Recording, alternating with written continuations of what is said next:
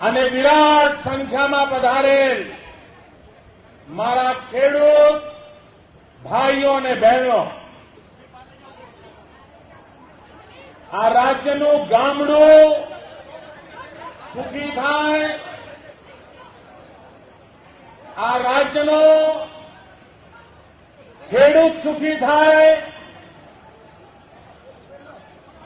આ રાજ્યનો ખેડૂત જે વર્ષો સુધી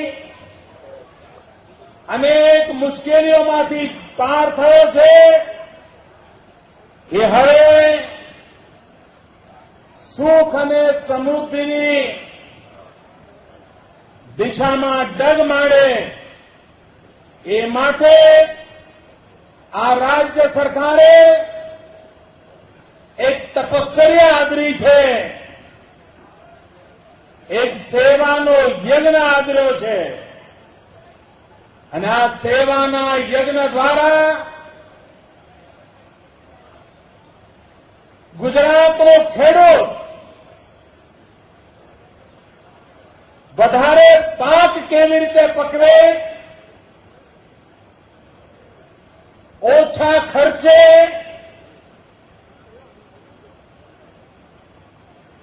ખેતી કેવી રીતે કરી શકે,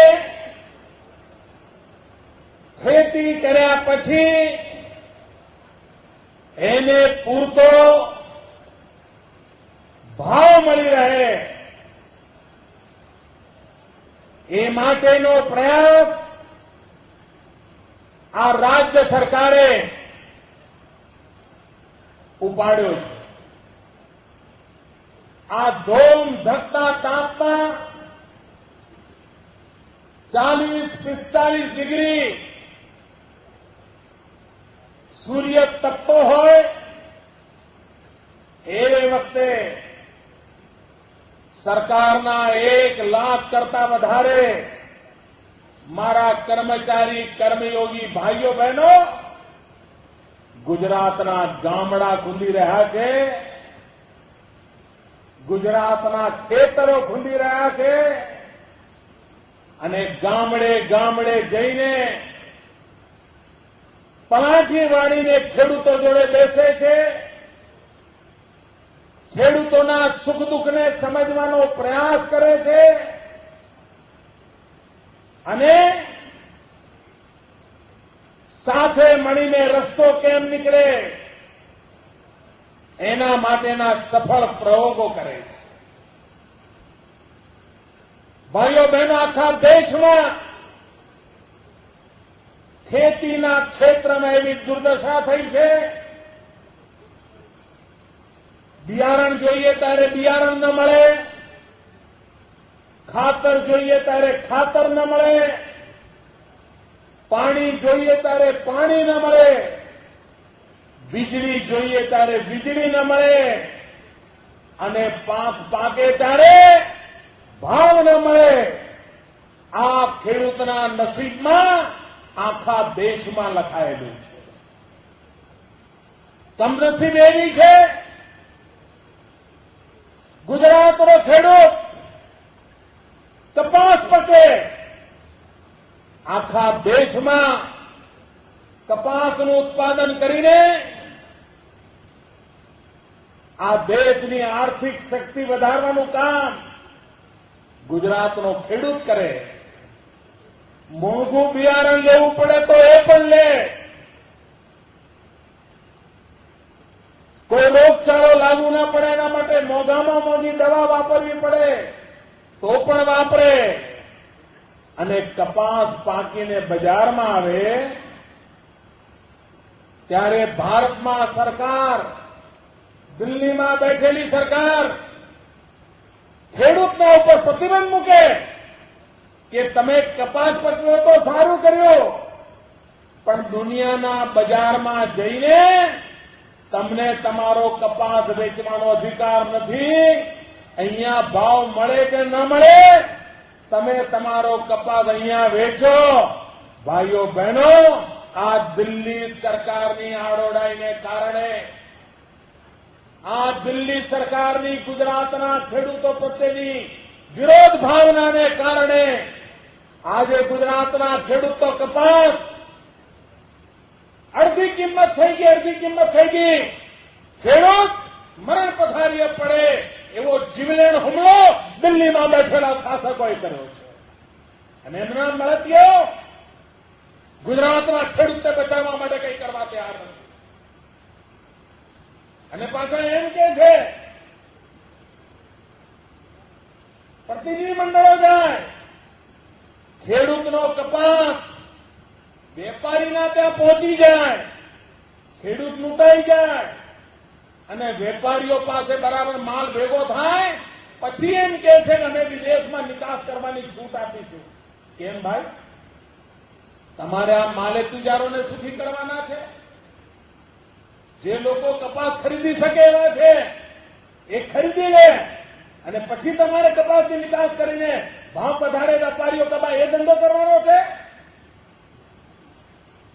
આ મૂડીપતિઓના ખોળે બેઠેલી દિલ્હીની સરકાર ખેડૂતોનો માલ લૂંટાઈ જાય પછી નિકાસ કરવાની વાત કરે છે. અને એટલા જ માટે મેં પ્રધાનમંત્રીને પત્ર લખ્યો કે તમે જેટલું મોડું કરો છો એટલો મારો ગુજરાતનો ખેડૂત બની રહ્યો છે. તમે તાત્કાલિક કપાસ નિકાસ કરવા માટેની છૂટ આપો. નથી આપતા. રાજકીય આંટાપાટા રમે છે. ક્રેડિટ કોને મળે એની ચિંતા કરે છે.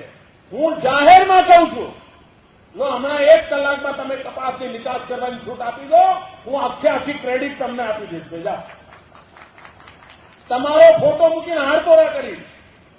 મારા ખેડૂતને તો બચાવો ભાઈ. પણ ના, એમને ચિંતા એ છે આની ક્રેડિટ કોને મળે. અરે તમારી ક્રેડિટની લાઈનમાં મારા ખેડૂતની ક્રેડિટ ખતમ થઈ રહી છે અને એટલા માટે અમે તમને કહીએ છીએ કે તમે આવા કાયદા ન કરો. એના જવાબ નથી આપતા. હમણાં અમારા મંત્રી દિલીપભાઈએ પંચમહાલ ડિસ્ટ્રિક્ટ કોઓપરેટિવ બેંક સાથે કેવું રાજકારણ ફેલાઈ રહ્યું છે એનો વિગતવાર અહેવાલ તમારી સામે મૂક્યો. આ સરકાર જવાબદારી લેવા તૈયાર છે પણ એ લોકો કાગળિયા દબાઈને બેઠા છે. આ પંચમહાલના ખેડૂતોને, પંચમહાલના ગામડાની મંડળીઓને ખેડૂતોને ધિરાણ ના આપે એટલા માટે આ કારથા રચાઈ રહ્યા છે. ખેડૂતોને બરબાદ કરવા માટે એવા ખેલ ખેલાઈ રહ્યા છે અને ત્રાગા કરવા નીકળી પડે છે. ભાઈઓ બહેનો, આ ગુજરાતના ખેડૂત વિરોધીને ઓળખવાની જરૂર છે. આ તમારા દુશ્મનોને ઓળખવાની જરૂર છે. એમને તમારું ભલું કરવામાં રસ નથી. એમને તો તમે બરબાદ થાઓ એમાં રસ પડ્યો છે. અને એટલા જ માટે ગુજરાતના ખેડૂતને પાણી જોઈએ. પાણી માટે આપણે કઈ નર્મદા ડેમ અમને ઊંચો કરવા દો, એમાંય આડે આવવાનું. ગુજરાતના ખેડૂતનું ભલું થાય એવું એક કામ નહીં કરવા દેવા. અને ભાઈઓ બહેનો, આ દિલ્હીની સલ્તનત થાય કરી લે, અમે એવો પરસેવો પાડીશું, અમે ગુજરાતના ખેતરો લીલાછમ કરીશું, અમે ગુજરાતના ખેડૂતનું જીવન બદલી દઈશું. અમે એમ થાકીએ એવા લોકો નથી. એમ અમે કોઈની ધમકીઓથી ડરવાવાળા લોકો નથી. રોજ સવારે નવો ફતવો બહાર પાડે દિલ્હીવાળા મારા વિરુદ્ધમાં. રોજ હવાલમાં મોદીને આજે પકડીશું, મોદીને કાલે પકડીશું.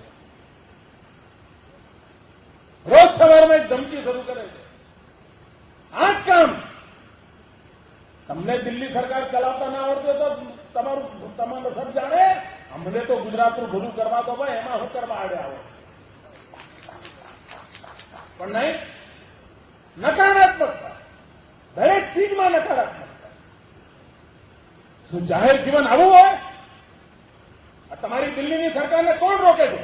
તમે આખા પંચમહાલના ગામે ગામ જાઓ ભાઈ, દિલ્હી સરકાર જે આપે લો આવીને ફાળવી દો, તમને હામે જ હું રસ્તો કરી આપીશ. લો આવો ભાઈ. કરવું નથી. ખેડૂતોની ચિંતા નથી કરવી એમને. ભાઈઓ બહેનો, આપણે આ ધોમ ધકતા તાપમાં મહેનત કરીએ છીએ ને એના ફળ દેખાય છે. હું અહીં આવતા પહેલા અહીં જે પ્રદર્શન મૂક્યું છે એ પ્રદર્શન જોવા ગયો. મારી તમને બધાને વિનંતી છે, તાપ લાગે તો લાગવા દેજો, પણ પ્રદર્શન જોયા વગર જતા નહીં. ખેડૂતોને એટલું બધું ઉપયોગી માર્ગદર્શન છે. તમારો વિશ્વાસ વધશે કે વાહ, આ બધું કરી શકાય, આવી રીતે કરી શકાય. અરે આ તો આપણે પણ કરી શકીએ. અને ખેડૂતનો એક વાત નક્કી છે, એક વાર એ જુએ ને તો પછી માની લેતો હોય, અને એક વાર માને તો પછી એ સાહસ કરીને નવો પ્રયોગ કરવા તૈયાર થતો હોય. ભાઈઓ બહેનો, પંચમહાલ જિલ્લાની અંદર વનબંધુ કલ્યાણ યોજના અંતર્ગત આજે કૃષિ એન્જિનિયરિંગ કોલેજનું આપણે ઉદ્ઘાટન કર્યું છે. 30 કરોડ રૂપિયાના માતબર ખર્ચે આખા પંચમહાલ જિલ્લામાં સરકારનું કોઈ આવું ભવન ક્યારેય બન્યું નથી, એવું આ પંચમહાલ જિલ્લાના આદિવાસીઓ માટે આવ્યા છે.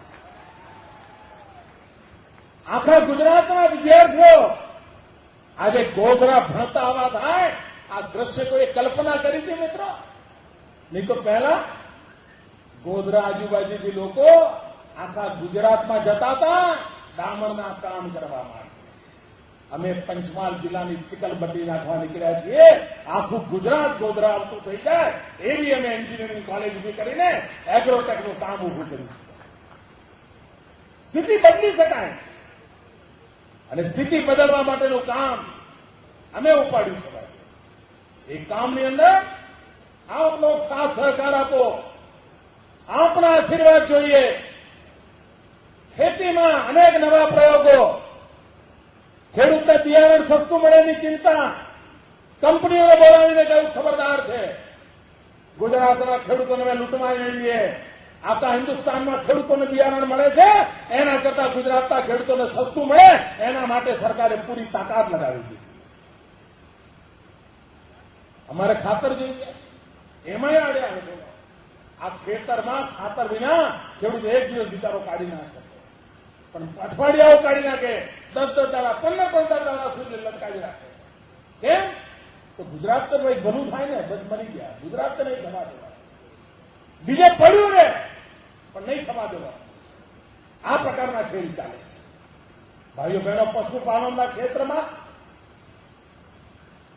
ખેડૂતને પૂરક રોજગાર મળે, પૂરક આવક મળે, એટલે પશુપાલન તરફ ધ્યાન કેન્દ્રિત કર્યું. ડેરીને સક્ષમ બનાવી, દૂધના પૂરતા ભાવ મળે એની ચિંતા કરી, પશુનો ઉછેર સરખો થાય એની ચિંતા કરી. 2,500 જેટલા પશુ આરોગ્ય મેળા કર્યા. પશુનું રસીકરણ, પહેલા બિચારો ખેડૂત ડોક્ટર પાસે જાય તો ડોક્ટર ન મળે, ડોક્ટર મળે તો રસી ન મળે, અને ખેડૂત પેલું પોતાનું પશુ 5 કિલોમીટર 7 કિલોમીટર ચલાવીને લઈ જાય, પાછા આવવાના પશુના હોશ ન હોય એ દિવસો આપણે બધાએ જોયા છે. એ સ્થિતિ બદલી નાખી. ગામો ગામ ડોક્ટરોને મોકલ્યા, પશુ મેળા કર્યા, અને પશુના આરોગ્યની ચિંતા કરી. પશુના રસીકરણના કામ વર્ષમાં 2 વાર સરકાર સામે જઈને કરે છે. એના કારણે એક જમાનો હતો, સહેજ વરસાદની હેલી થાય અને આપણા ઢોર માંદા પડી જતા હતા, દૂધમાં કાંપ આવી જતો હતો. આ સતત મહેનત કરવાનું પરિણામ એવું આવ્યું છે કે 117 જેટલા રોગચાળા એવા હતા કે જે આ સતત કાળજી રાખવાના કારણે ગુજરાતમાંથી નેસ્ત નાબૂદ થઈ ગયા. 117 જેવા રોગચાળા, આજે પશુને કોઈ રોગ લાગુ નથી પડતો. એ કામ આપણે કરવું. ભાઈઓ બહેનો, હજુ જે નાના મોટા રોગચાળા બચી ગયા છે એમાંથી પણ આ બોલ પશુને બચાવવાનું કામ આ રાજ્ય સરકારે પશુ આરોગ્ય મેળા દ્વારા, કૃષિ મહોત્સવમાં રસીકરણ દ્વારા એ ઉપાડ્યું છે. અને એના કારણે દૂધની આવક વધી છે.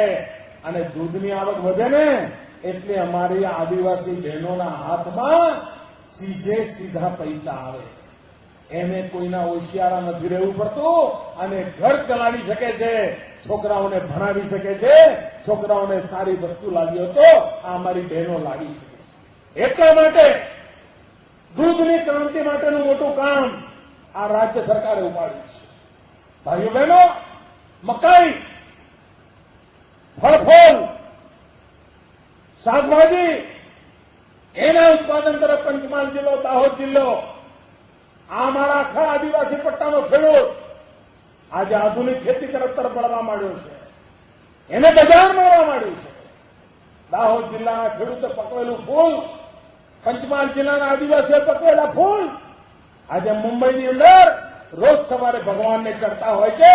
આ કામ આ ખેડૂતોએ કર્યું છે, આદિવાસીઓ. વાડી યોજના લાવે આપણે.